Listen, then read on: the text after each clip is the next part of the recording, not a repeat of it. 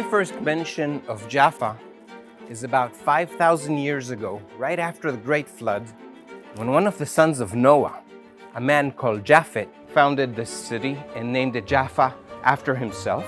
And Jaffa becomes an important port city for many cultures, among which are the Phoenicians that are seagoing people. But Jaffa doesn't really reach its climax until about 2,000 years ago, when a very important event takes place right here and changes Christianity, converting it into the religion that we know today. In Acts 9, we read about Peter, who is in a town called Lydda, very close to Ben Gurion Airport of today.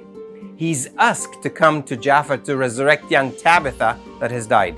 And while in Jaffa, he stays in the house of one Simon the Tanner, a man who works with leather, right here. And Peter is hungry, and while they make him the food, he goes up to the roof and he has a vision. He experiences an ecstasy during which he sees a sheet come down from the heavens, held by all four corners, and full of all sort of four-legged creatures, reptiles, and birds. An angel says to him, "Rise, Simon Peter, kill and eat." But Peter is a Jew, and among those animals are many that are not kosher, are considered impure. So Peter says, "Surely not, Lord. I have never eaten anything impure or unclean." And the angel reprimands him, saying, "Do not call anything impure that God has made clean." In other words, how do you, a human being, dare call something that God placed on this earth unclean? This happens 3 times, and the sheet is then taken back into the heavens. And Peter is left perplexed, wondering about the vision that he had. Now let's stop here and go back 2 days to a different place, Caesarea Maritima. And we're told of Cornelius, who was a centurion of the Italian regiment, the Roman legion. And centurion is an officer that has 100 or more soldiers under his command.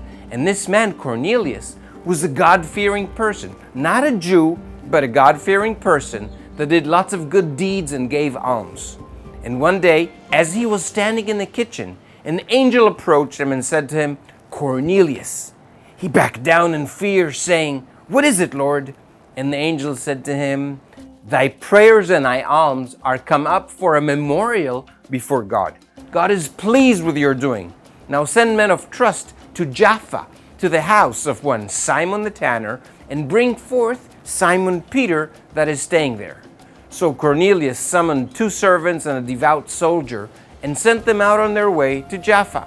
It took them 2 days of walking to get here, and in the afternoon or evening of the second day, as they were approaching Jaffa, Peter had his vision.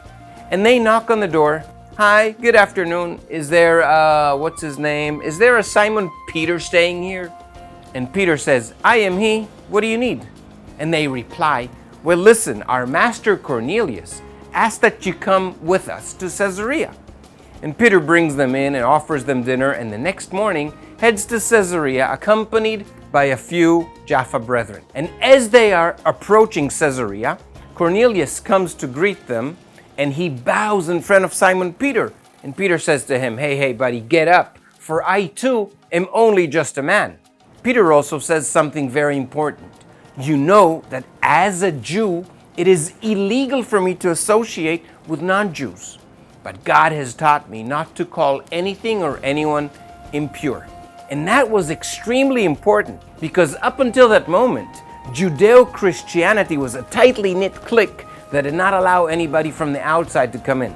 But from that moment onwards, Christianity became a missionary religion that welcomes people with open arms, and the religion that we know today.